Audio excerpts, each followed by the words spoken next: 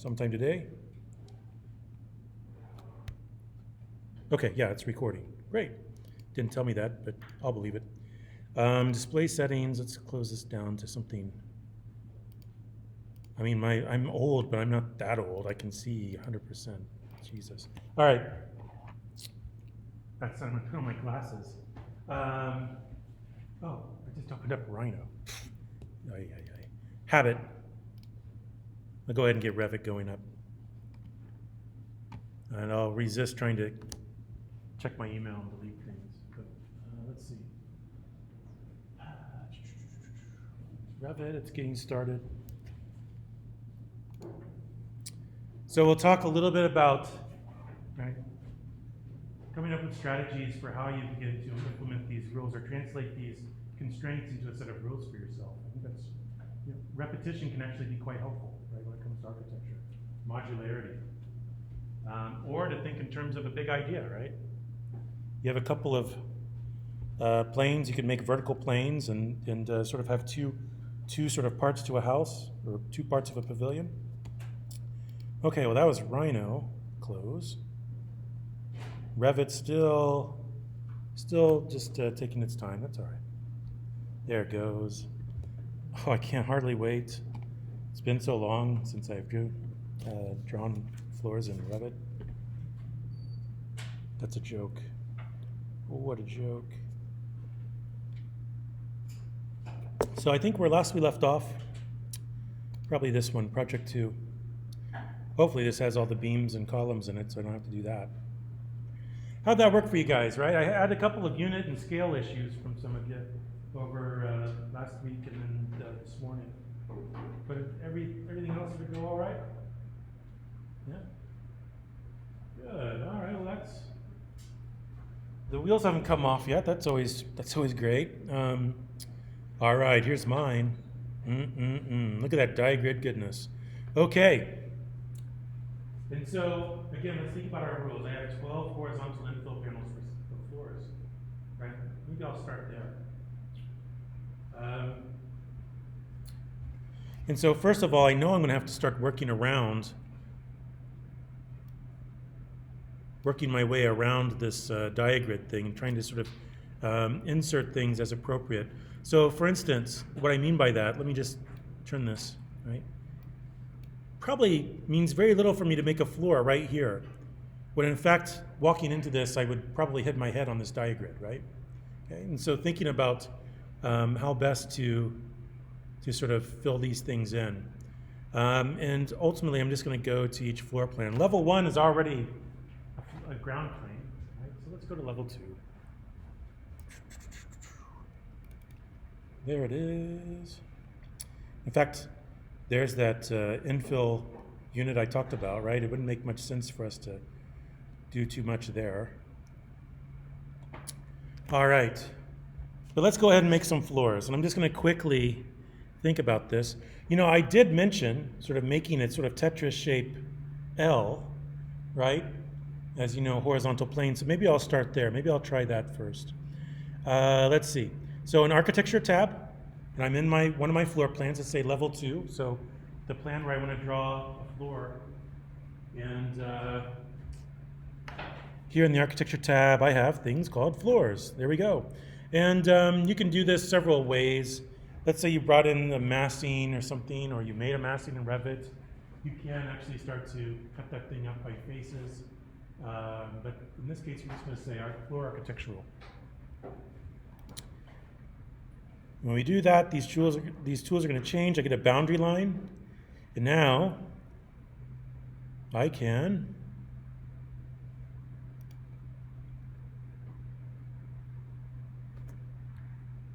start to draw my slab, right? I'm just going to draw a shape. Now, you see I'm like sort of pausing and like kind of even stuttering there a little bit, right?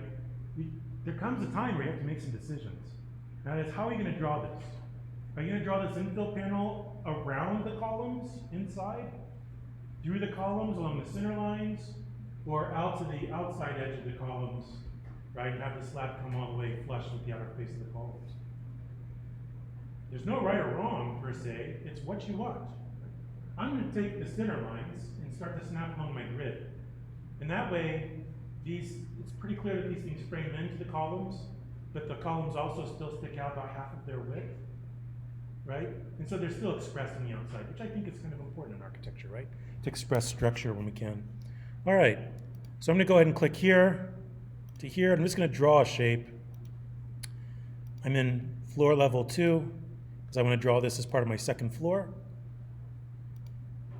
When I've done, I can go ahead and hit the check mark.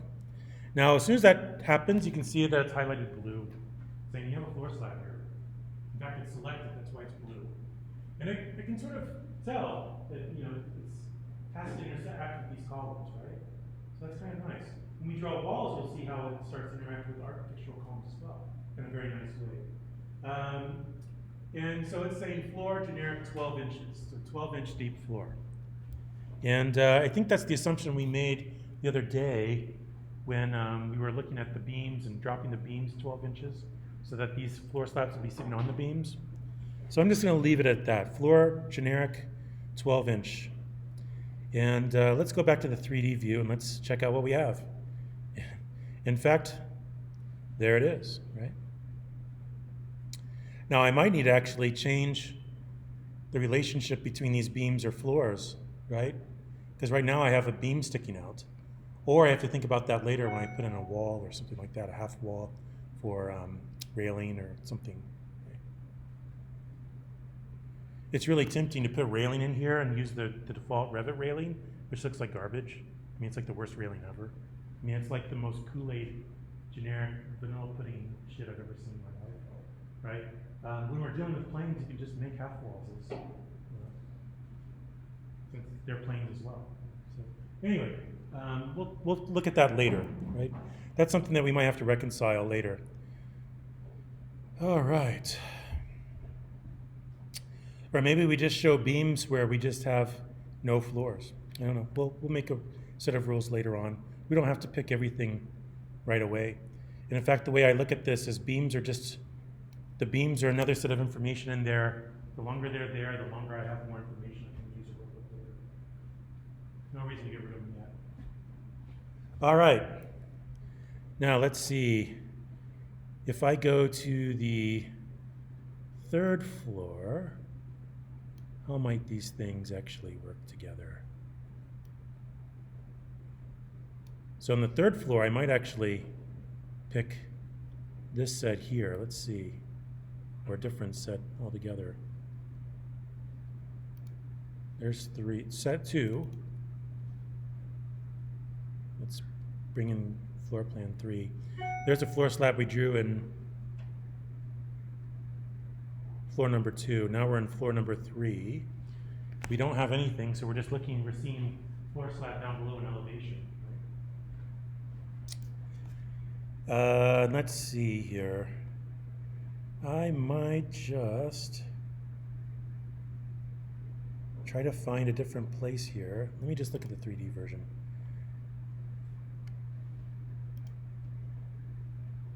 Here's floor 3. All right, so I might just put 2 infill panels here and then maybe 2 infill panels over here, and let's see what that looks like and if we can avoid collisions. All right, so again, I'm on level 3. This says level 2, but I want to be on level 3.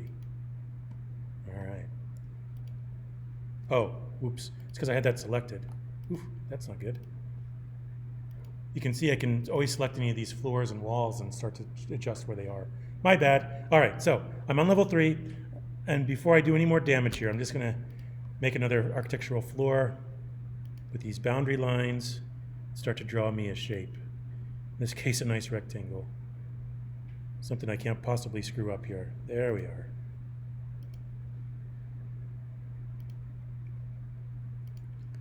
There's one. Again, 12-inch generic. That's good enough for me. And, I might do one right here. Let's see what that looks like. I think that'll actually collapse. Maybe I'll just put one right here. Let's see what that looks like. But again, you can go back and forth between the 2-dimensional and 3-dimensional. There's nothing necessarily stopping you from doing this in your 3D view, except that you want to make sure that you're drawing on the right level. So You're not drawing somewhere off in space.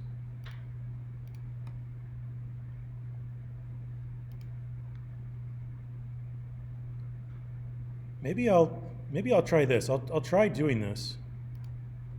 Even though I see there's no column there, maybe I can then adjust this here in a minute. That'll be maybe useful. So go ahead and hit a green check mark. So now you see I have this slab and this slab on level 3, and there they are. Boom. Where is it? There we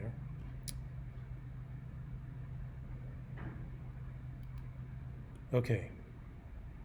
Now you can see that again I have this conflict. What I can do is I can always select this and usually I get some sort of arrow. Let me go to my level 3. Sometimes when I zoom in it actually gives me an arrow to begin to adjust this. Anyway, I can go ahead and edit the boundary. That'll again give me the sort of drawing I drew. And from here, in fact, let me see if I can just go into 3D view. I can go ahead and scoot this back about halfway and hit done. Yeah, and I think I've avoided that collision now with the diagrid. All right. This still counts as 2 infill panels though. Not that I'm actually going to go in and count and things like that, but try to adhere to the rules as much as possible. Should we do some walls? Yes, all right. So let's go to level 1. Let's go to level 1. Let's do a couple of things here. First of all, I'm just going to go through level 2, level 3, level 4. I'm just going to go through all 4 levels really quickly and sort of look and see what I have. 1, 2. This is like a doctor looking at CAT scans. 4. I think I could put a vertical wall in that spans all 4 floors up in this panel right here. So maybe that's what I'm going to try to do first.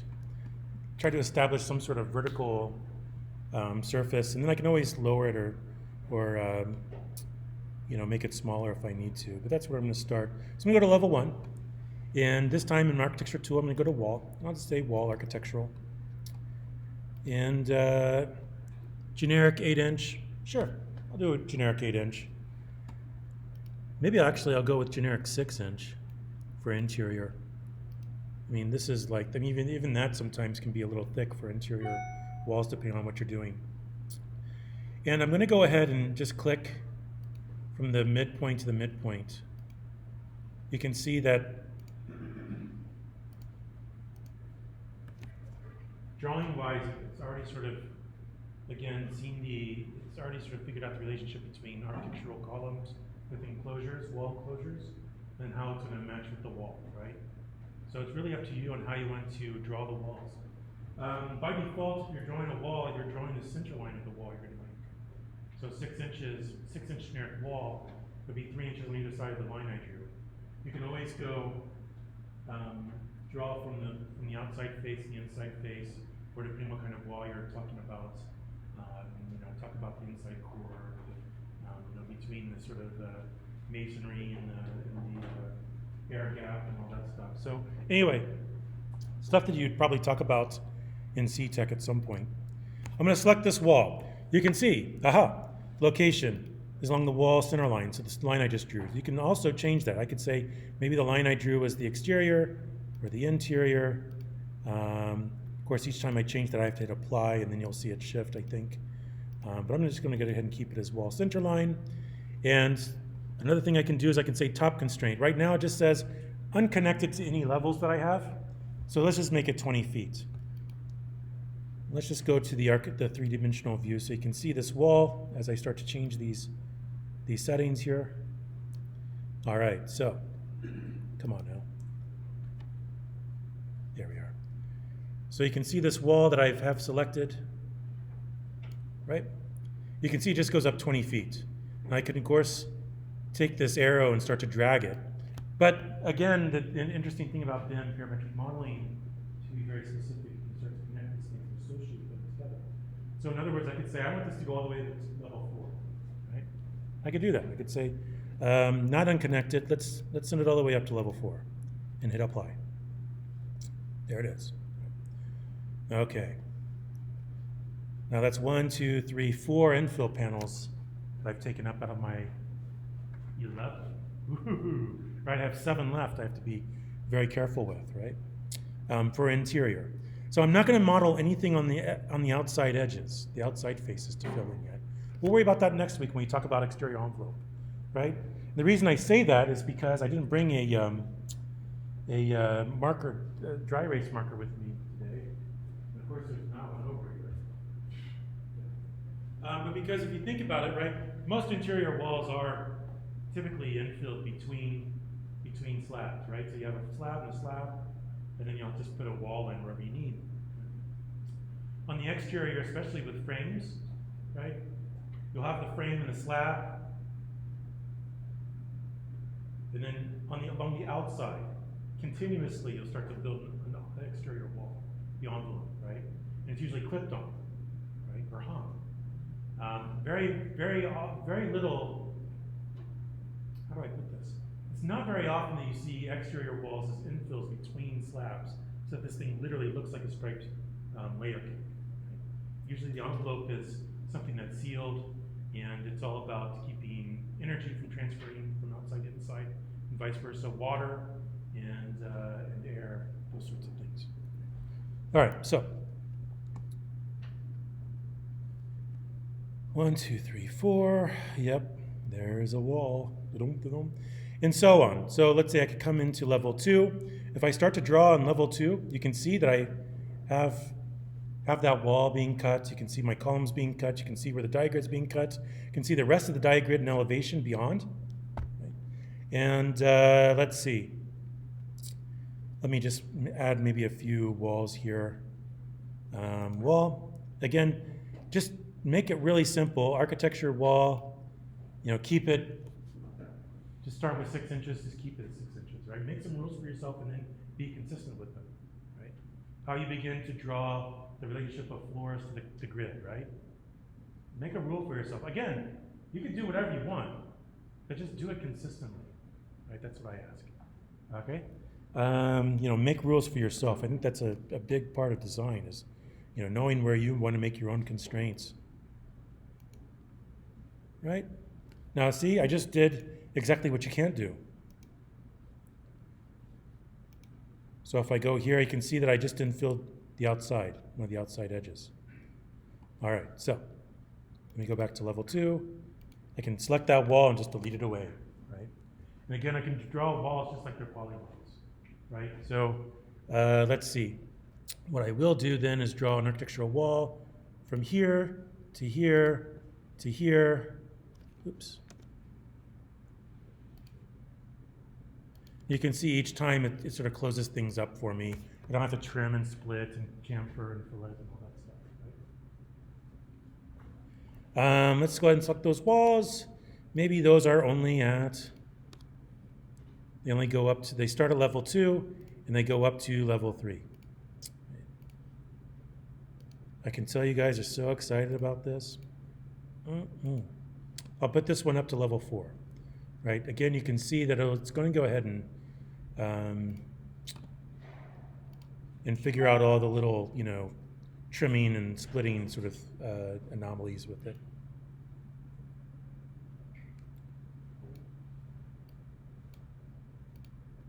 See if we can get this to churn. Sometime today, Revit. There we go. Yeah.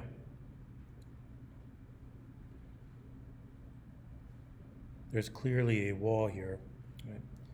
And down here as well. Okay, so that's it. Let's start talking about walls and floors. It's 10:38. We have some work time until the end of class.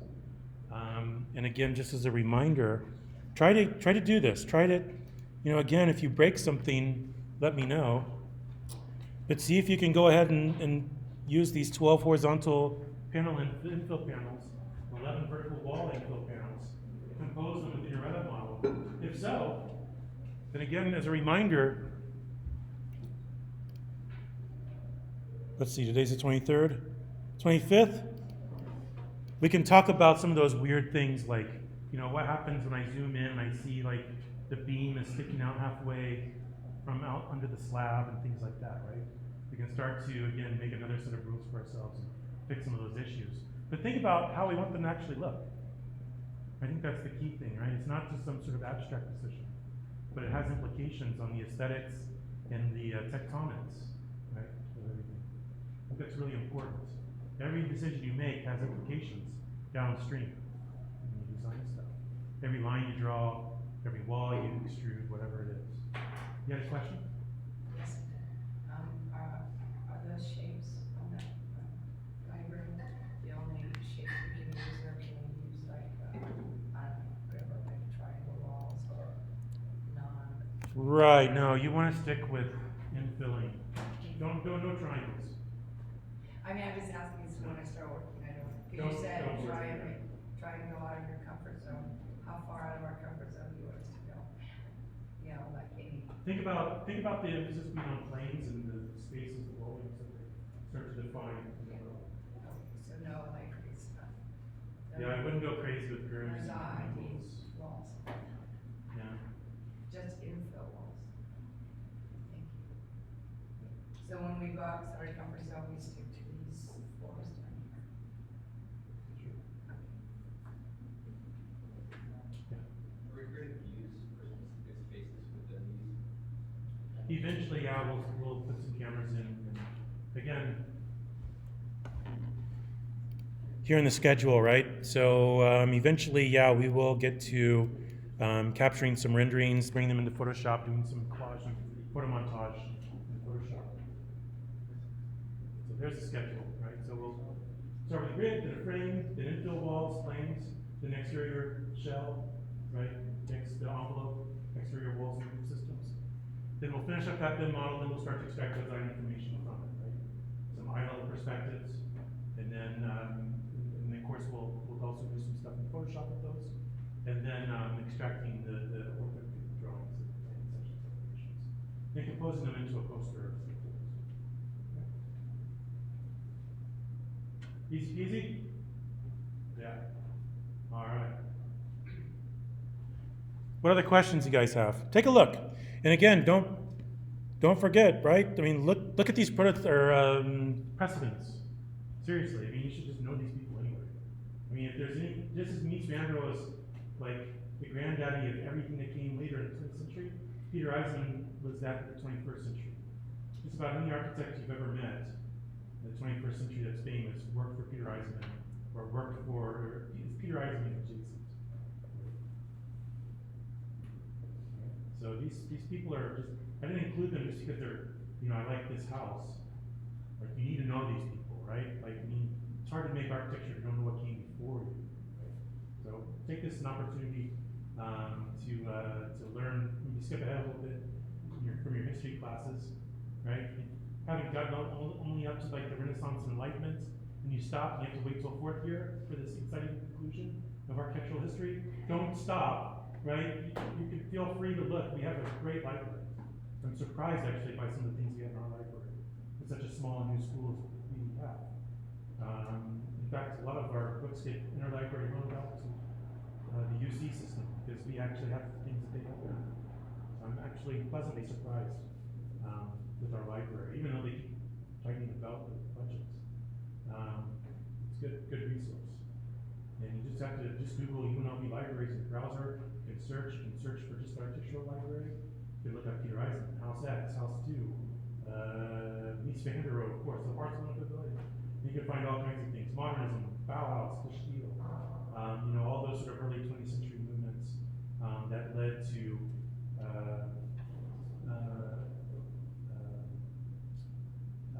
sort of renewed focus and emphasis on those sort of key geometric components of plane, volume, and then key materials like aluminum and glass and concrete. All right, it's work time. Go ahead and get started. And I can float around if anybody has any more specific questions. Just pull me over here in a minute. And I'm just going to, before that, I'm just going to go ahead and stop the recording, and that way I can get this thing processing and uploading while I float around, okay? Just means that it'll get embedded for you guys quicker. So let's see here.